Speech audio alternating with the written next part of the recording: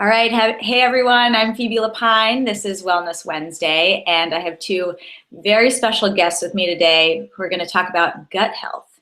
And that is Erica and Justin Sonnenburg. They're the authors of the best-selling book, The Good Gut, and incredibly accomplished researchers at Stanford in this field. So welcome, you two, and their husband and wife, if you can't tell. It's rare to have in our guests on this lovely hangout show. So why don't you two tell everyone a little bit about your background? And I want to talk, of course, about the science, but I'm also curious about how you met, because anyone who's a partner both at home and in the office is just very fascinating to me. Yeah, so we met actually in graduate school at UC San Diego, and at the time Justin was studying glycobiology, so the science of the sugars that, not dietary sugars, but sugars that line all of our cells. And I was in a lab that was studying cancer biology.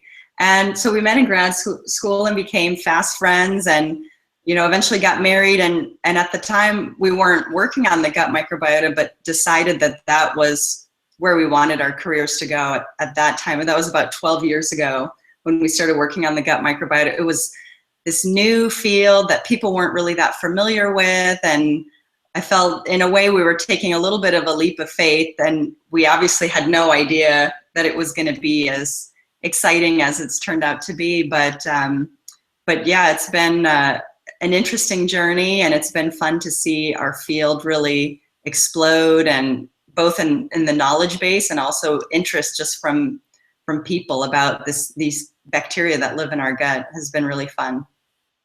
So did you decide that you kind of both converged on this field together? Did you decide, wouldn't it be interesting if we tried actually working with one another? Yeah, so that happened kind of organically over the course of our postdoc. We both went to Jeffrey Gordon's lab at Washington University in St. Louis to do postdoctoral fellowships, and actually started off working on fairly different topics. And over the course of our 5 years there, our projects, we kind of somewhat intentionally grew them together so that when we left there, we could start a lab together. And so it was a very gradual process, actually, over the course of the 5 years that we started thinking about and addressing similar topics. And then by the time we left St. Louis, we had kind of positioned ourselves to focus on this major topic of diet and microbiota and human health.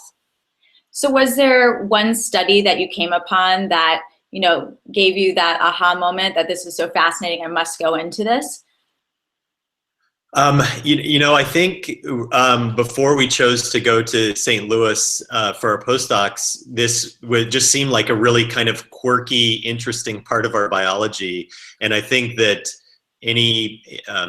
for scientists, I think any time that you see something that's just a curiosity where little is known about it, you're drawn to it. And so I don't think it was with any sort of concept of what would happen or how central and important this would be to human biology that drew us to the field, but just just how interesting this community of microbes living in our gut was and how little was known about it. And yeah, and so when we got there, I think there was probably one experiment that really solidified our interest in diet microbiota interactions. And that was an experiment that we were doing in mice, where we actually restricted dietary fiber, the major fuel that the gut microbiota lives on. And so we gave one group of mice a lot of dietary fiber. We knew the microbes loved to eat that. Another group of mice got no fiber. And we saw that the microbiota living in the mice with no fiber, we weren't really sure how they were going to respond without their favorite food coming through the digestive tract. We thought, well, maybe they'll be lost. Maybe something weird will happen. So they weren't lost. They were maintained in the gut, but they totally changed their behavior in the absence of dietary fiber. They switched over and started eating host mucus. So they started eating the host. And this was like it turns out mucus serves as a fallback food for the gut microbiota. And I think just seeing how the simple change in diet could totally change what your microbiota is doing and its relationship between the host and the microbiota just really solidified our interest in this area. So tell us what that means on the macro human scale in our modern culture of eating burgers and French fries for lunch and sadly very little fiber. Yeah. Right. Yeah, so I think after, we did this experiment and figured out that if the mice, we weren't giving them dietary fiber that they would eat, then the mucus that lines the host's large intestine, you can't help but think, well, wait a minute, what happens when we do this as humans? And so there was this natural connection to how is this impacting humans that aren't eating a lot of dietary fiber. And so we started looking into diets that not only Americans ate, but people around the world, and realized that this American diet, which is pretty sad as far as the consumption of dietary fiber. I think the government recommends that we eat somewhere between 38 to 45 grams of dietary fiber per day, and the average American is eating only 15 grams. And we started thinking, well, what could this mean that these microbes are eating the host? And we know that Americans aren't eating a lot of dietary fiber. We started looking at traditional populations, so people that live and eat a diet more similar to how our ancient human ancestors ate. And they eat a lot of dietary fiber, on the order of 100 grams of dietary fiber per day. Wow. And when we look at their microbiota, it looks nothing like what we see in the Western world. And so we're trying to figure out what this really means as far as human health. We know that the American diet is very different from how humans ate for about 150 to 200,000 years. And these microbes have been with humans, since humans evolved. And so now there's been this sudden change in our diet. And what does that mean for these bacteria that for so long were used to a lot of dietary fiber consumption? Now that they're forced to rely on host mucus, what does that mean for our health? What does that mean for these bacteria that are now having to switch their lifestyle in a way so drastically and so quickly? So do you think, obviously diet is a huge, huge factor, but compared to antibiotic use and I guess as that relates to diet in general in terms of antibiotic use in livestock and all that, which piece of the puzzle do you think has had more of an impact on our sad microbe? Yeah, I think that's a really important question, and I think one that will probably take years to sort out. I think that there are all these, potential culprits, and they're probably all contributing to some degree. So you're right, diet, antibiotics, C-sections are probably contributing to this, lack of breastfeeding, just general sanitation, the fact that we have a clean water supply. And in many cases, there's a cost-benefit analysis that's going to need to be taken on. And the cost is really, I think, unclear for each of these. I mean, obviously, antibiotics have been wonderful medications. Having a clean water supply is wonderful and been one of the great things of modern society. But I think that there probably is this cost associated with each one of these, lifestyle choices or medical advances. And so it'll take a while to figure that out, but they're probably all contributing to some degree to this problem. We think that diet over the course of generations, a society being on a diet that really is not sustaining this community, is really not feeding this community, is probably a major, major issue.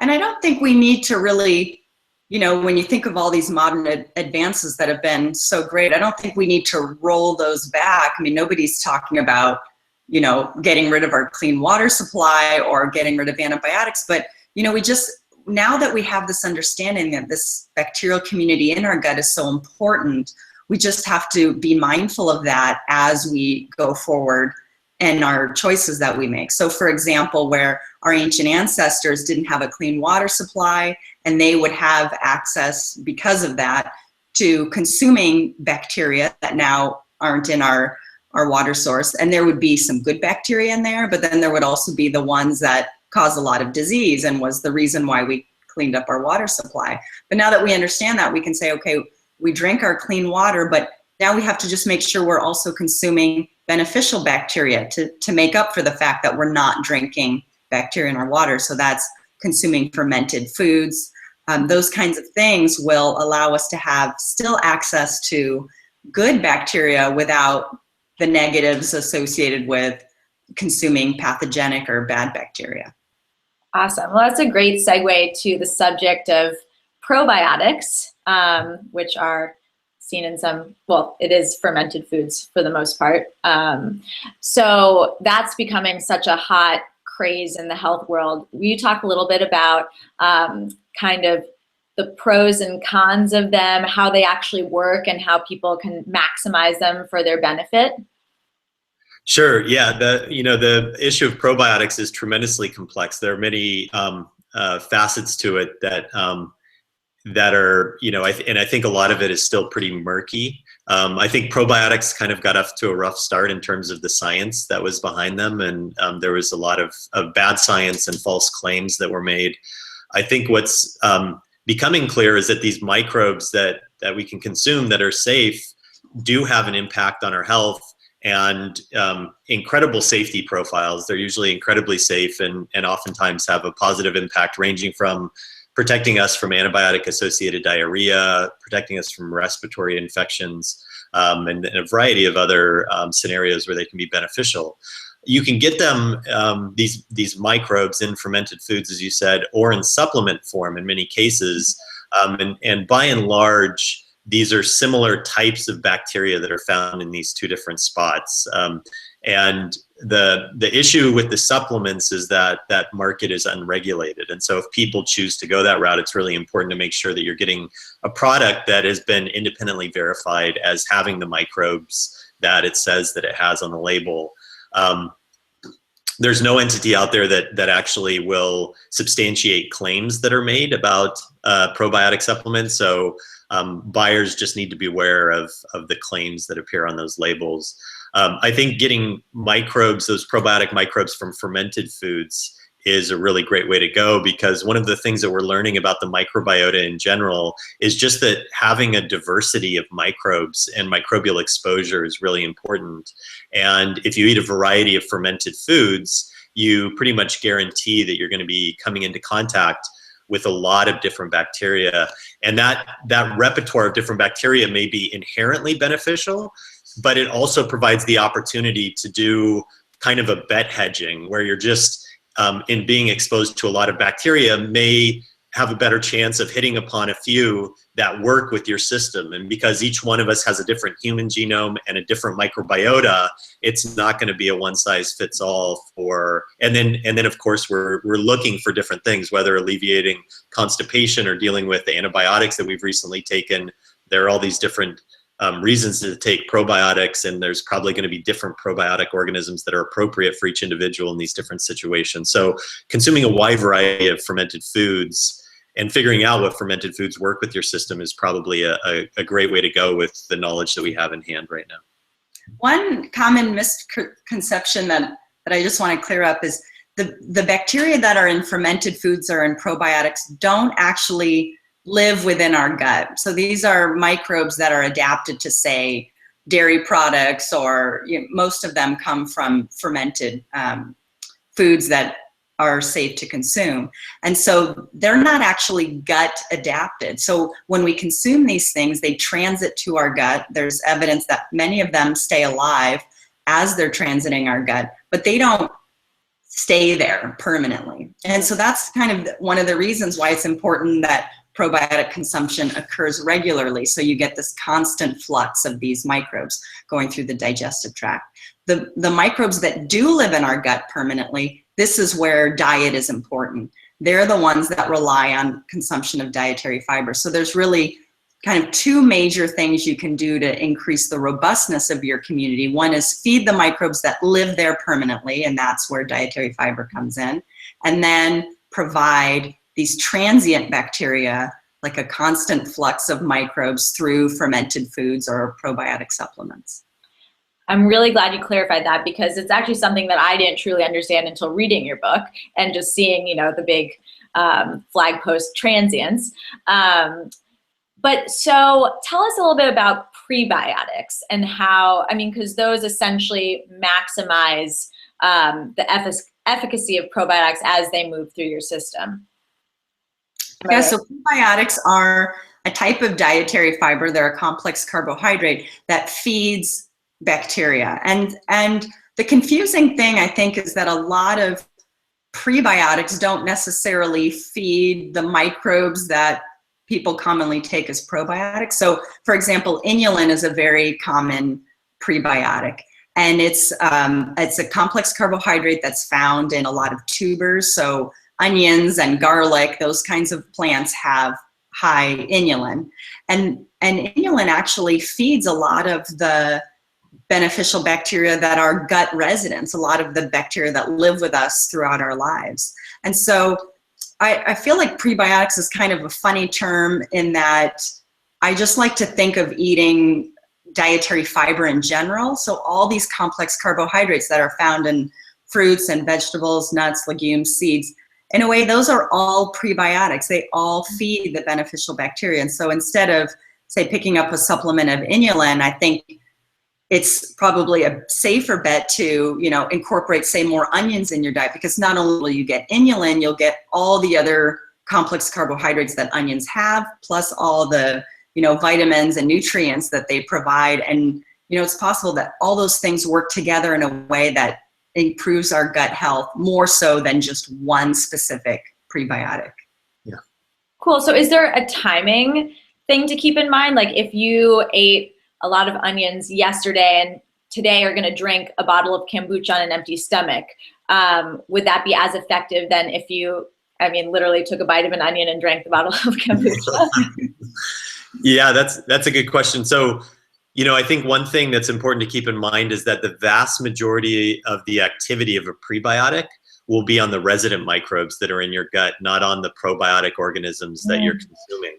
And so there are special formulations out there that claim to be symbiotic, which I think is what you're talking about, where the prebiotic that you're taking will actually synergize with the probiotic that you've taken. The probiotic will consume that prebiotic, the polysaccharide, the carbohydrate, and then become more abundant and give these metabolic products that are beneficial.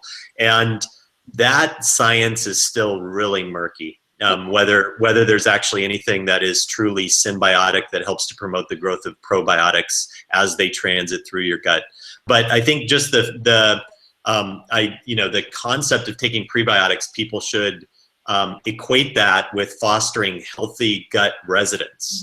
And again, I think this gets back to what Erica was saying, that it's just, consuming complex plant material in general that's unrefined is a good way, with the knowledge that we have in hand, to foster a healthy microbiota, rather than taking any single supplement, which probably doesn't foster the diversity of microbiota that we are coming to understand is important for health. Totally. So you would advise mainly doing edible probiotics like kefir, sauerkraut. Do you just mix them into your meals as much as possible? Is there anything that can kind of negate their efficacy as you eat it? Like, I don't know, a glass of wine?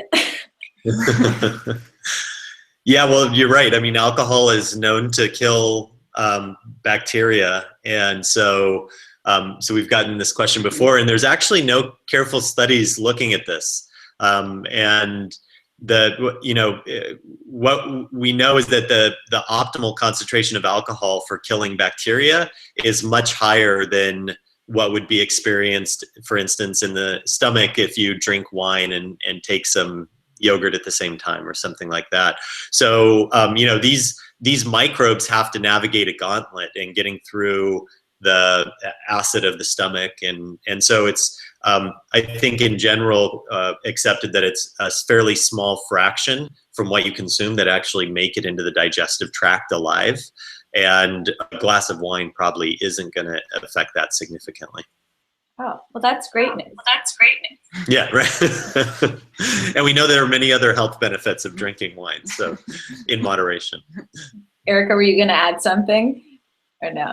Well, just, the one thing is obviously antibiotics. When you're taking antibiotics, that will affect the ability of probiotics to stay alive. And so we've had people say, oh, but if I'm taking antibiotics, then I shouldn't take probiotics because the antibiotics are just killing the probiotics.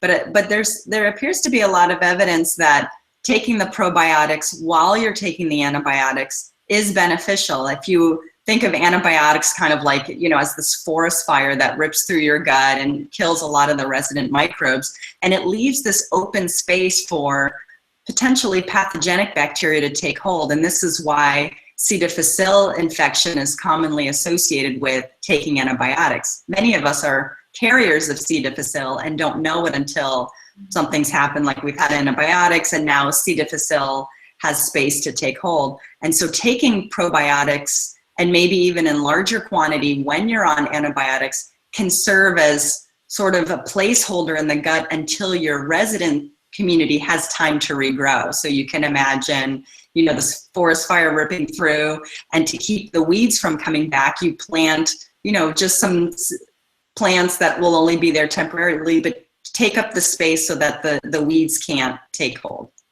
I like that. So I want to focus on fiber. Is there anything that you could try and take away to some extent? I'm kind of all about focusing on what to add versus take away, but I know that you talk a bit about meat in your book, if you want to touch on that. Right, so there's some evidence out there that there's compounds in meat that our microbiota can transform chemically into something that then we absorb into our bloodstream and can predispose us to major cardiovascular events over the course of years. And so, the research is very solid. I think it provides one example of what's likely to be a much larger story that is kind of what we all know by common sense as well, that, we're really not designed by the fly meat in large quantities day after day after day. And I think that this example of a metabolite produced by the microbiota from red meat consumption is probably just kind of reinforcing this common sense that a really important part of these studies is showing that if you eat meat continually, your microbiota becomes very efficient at producing this dangerous metabolite. If you take a vegan that never eats meat and give them meat, so they actually did this study, which was an amazing part, getting a vegan to eat a steak. They showed that vegan's microbiota doesn't produce much of this compound because the microbiota just isn't, hasn't seen this chemical before and doesn't really know what to do with it. And so I think this gets back to this idea of moderation, that that eating meat isn't necessarily a terrible thing for our health, but we just have to do it in moderation, and our microbiota is less likely to produce harmful chemicals if we do that. So if everyone were to just leave their diet the way it was, and let's say like sprinkle a tablespoon of hemp seeds on their steak, I don't know, that'd be weird, or their pasta, or what have you, would that make a difference? Yeah, so I think I think it's a great question, because there are many people thinking about can there be a dominant effect of good things that can help us deal with the things that are not as healthy in our diets, and these are complex studies to perform and complex to get the data. But what I would say is that the data right now in the field seems to be suggesting that any amount of added fiber in your diet is likely to promote health.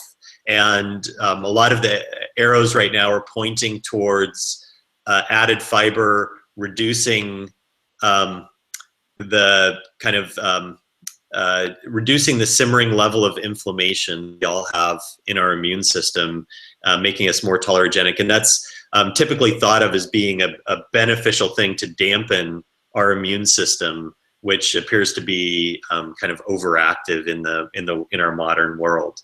And so I think your example of hemp seeds on a steak is good in that the addition of the yeah, or whatever, right? Yeah, I think the idea of adding fiber is great. I think the thing that you have to keep in mind is that we can only consume so much food, and if you're consuming a lot of pasta or a lot of steak, that's excluding other foods that you could be eating that have more dietary fiber. So the addition of the hemp seeds is good, but replacing the pasta or the steak with something that is, plant-based and fiber-rich would be even better.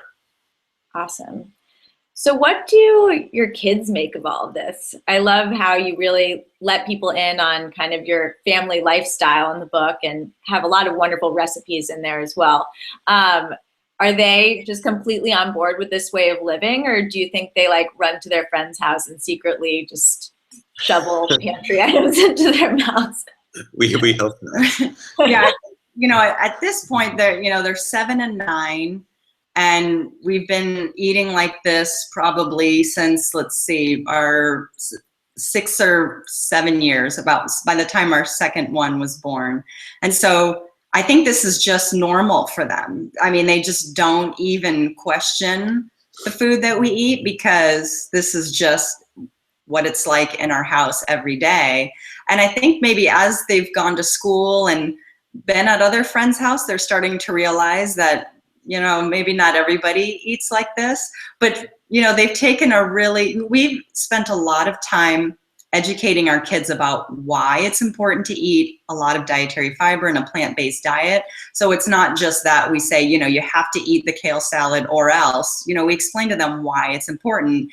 And, as you can see behind, we're sitting at our dining room table, there's a huge picture of bacteria there. So, we talk to them about when and we put that there intentionally because, we have to think about when we sit at the table to eat, we're not just feeding our human body, but we're feeding these microbes that live inside of us. And that picture is a reminder of, the trillions of guests that we have with us at our dinner table. And so we talk to our girls about that. These bacteria, they're hungry, and this is the food they really need to thrive on. And so I think they see the importance of that. And there's this little altruistic side of them that comes out that says, okay, I want my little internal pet to be fed and happy, and so they're happy to oblige. So when they see their friends at lunch maybe not eating the best stuff or not throwing away the apple that their mom packed, I think a lot of times they talk to their friends about, did you know that there are bacteria that live inside of you and this is what they like to eat? And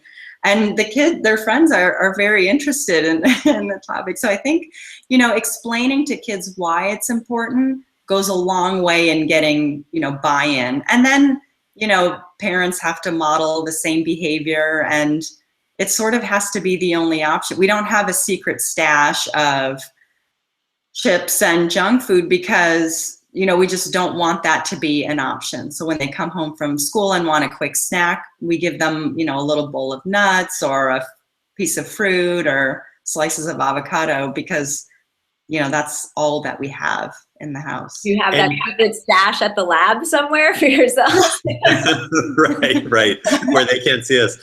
I think an important point also is that we, because our girls have eaten this way for most of their life, although there are still discoveries that we make or revelations that we have where we think, oh, we shouldn't be eating that, we should be eating more of this. And so we still go through transitions in our dietary habits.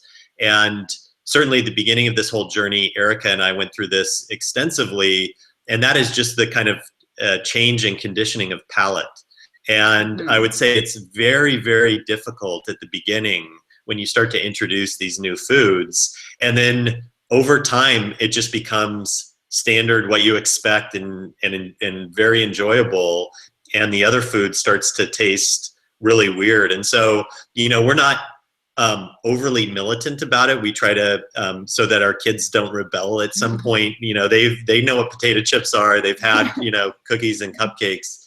And by and large, when they come away from a birthday party after eating something that they don't normally eat, they say, wow, that was really gross. I feel terrible. And so I think, at the beginning, there's an issue of having to be very disciplined about continually introducing foods over and over again, even after your kids reject them. And then over time, it just becomes what they're used to, and everything else seems like weird and not very tasty. I'm glad you said that, because I also really enjoyed that your book addressed the elephant in the room, which is gas from all this newfound fiber in your diet. So just as you kind of have to adjust your own palate, I know that you kind of do have to ease your inner workings into all of this new wonderful fiber. Do you want to just touch on that for a second? Yeah, I think a lot of people are afraid of consuming high fiber foods because maybe, they had a big bean burrito once, and then they had a terrible day afterwards feeling bloated, and they feel like, okay, well, that food just doesn't mesh with my system. But I think the key is to just gradually, because basically what's happening when you're eating a lot of dietary fiber is your gut bacteria is fermenting that dietary fiber, and it's producing gas while it's doing that, but it's also producing all these very beneficial compounds. This class of compounds called short chain fatty acids that there's been a lot of recent work on, and they've shown that it can help lower inflammation, so bring the body out of this pro-inflammatory state that so many Americans are in. And so, they're fermenting this into beneficial compounds, and one of the side effects is that it's producing gas. And so if you would go from a very low fiber diet to a very high fiber diet all at once, that could be uncomfortable. And so the key is to just slowly ramp up the amount of fermentation that's happening in your gut. And eventually your gut and the microbes readjust, and the amount of gas that they produce is no longer uncomfortable. So the key is just, a slow ramping. And then, when you get to the 35 to 40 so grams of dietary fiber, your body has adjusted to it, and it's you don't feel bloated all the time. But people should probably understand too that it's not, I mean, even if it's uncomfortable, there's not something wrong there. They shouldn't stop what they're doing. They should just keep plowing on through and know that it's natural and it'll take care of itself with time. Yeah, and there's a great Mexican adage that I've heard before, which is the only cure for an intolerance of beans is a steady diet of beans. And so I think, I think hanging in there and seeing how you're, ramping slowly and just seeing how your system adjusts, because there's pretty good evidence if you talk with gastroenterologists where they deal with patients that are trying to incorporate more fiber, that just kind of being persistent, slowly increasing, really you'll end up with in a spot over time that is not potentially as bad as the transition. Awesome. Well, I'm going to let you go in a second, but I was curious because, especially since this is kind of a new part of your lifestyle in the last 6 years, do you have any advice for people on kind of how to tackle the home cooking aspect? That's obviously, what I talk about mostly on my site. But I think, a lot of people, especially when we hear about people fermenting their own sauerkraut, and they just say to themselves, like, I'm never going to be that kind of DIYer. Do you have any advice for, how you guys balance all of the cooking labor at home while, running a busy lab and writing a book? Yeah, I think, kind of baby steps is the way to go. Like, we didn't go from, eating the typical American diet, which I felt like about 7 or 8 years ago we were those, typical American diet, 10 to 15 grams of fiber, pasta almost every night people.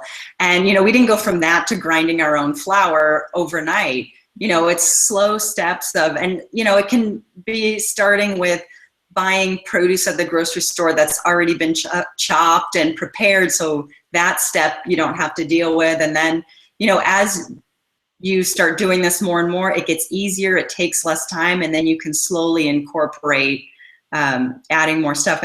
For us doing our own fermentation at home, like I like to make yogurt and we grind our own flour, it's not because we feel like that's so important for health, but just that that's kind of how we like to do those things. But, store-bought yogurt is, just as good as homemade yogurt as far as the amount of bacteria that it provides. So I think just, slowly incorporating changes, slowly cooking, learning new recipes at home, and just making it so that it becomes a habit and easy to do. And, I think with how important we're realizing diet is to our health and to the microbiota, setting aside time to actually cook a meal is, something that can be well justified. So if you were planning on going out and, exercising for an hour, going to the gym, you might want to consider on a weekend, instead of doing that, actually thinking about cooking a meal with your kids. I think that, in terms of total health, both cooking a good meal and teaching your kids that cooking is important and teaching them how to cook is really something that you can easily justify in the scheme of things. So I think, there are ways to eat healthy and cook a lot if you don't have time. But I would say also just getting into kind of the mindset of a meal that takes an hour to prepare and you sit down and enjoy it for an hour is, worth putting into your calendar if you have a packed schedule. Well, I couldn't possibly agree more. So just to finish up, I know that there are these amazing tools now available to the public to check how their own gut bacteria is doing. Do you have any recommendations for, how, the layman can check up? Yeah, so the American Gut Project is a great way to do this. It's a citizen science effort. It's run by really well-respected scientists in our field. If you just Google American Gut Project, you'll see instructions, and for $99, they'll send you a kit that basically just has a swab that you touch to toilet paper. You send it back to them, and then in a short period of time, they'll send you a profile of your microbiota. You can actually buy, you can get a deal and buy more than one kit. So you can sample your family, you can sample your dog, you can sample yourself before and after antibiotic treatment. So one of the examples actually they have on their website is Michael Pollan's American Gut Profile before and after antibiotic treatment. So you can go on there and look at Michael Pollan's data and see what yours might look like, but also see the type of data that they provide. And in addition to doing that, you're helping a larger scientific effort, because they ask you to, although you don't have to, provide information about your diet and lifestyle, and then all of that data in the, it's anonymized, so we don't know your name, identity, but we know all this metadata associated with it. And it allows scientists to go in and ask specific questions of how lifestyle and diet can impact the gut microbiota. They have, I think, over 15,000 people that have participated so far, and they're expanding rapidly, so it's really great. And is it possible just, doing month to month to really notice a difference? If you've changed your diet, of course. Yeah, so I think that in the course of days, you can see really big changes in the gut microbiota if you undergo a really big change in diet. I think if you are gradually ramping, sampling like every month or every 2 months, you'll see some change. If you're not changing your diet or lifestyle at all, even over the course of several months, you'll see this kind of gradual transition. Much of it will stay the same, but you'll start to see some change over the course of 3 months or so. And then, of course, if something big happens like food poisoning or antibiotic treatment, you'll see very, very marked changes over the course of just days. Interesting. All right. Well, I hope everyone does that for themselves. And if you want more information on all of this, please pick up Eric and Justin's amazing book, The Good Gut. And you can also sign up for their Facebook page by the same name for lots of new information as it comes, interesting studies, and just generally more love around your gut bacteria. So thank you both so much for joining me. You were wonderful, and have a wonderful day on the West Coast. Okay, right, great. Yeah, thanks, Phoebe. Great to be with you, Phoebe. Thanks. Bye.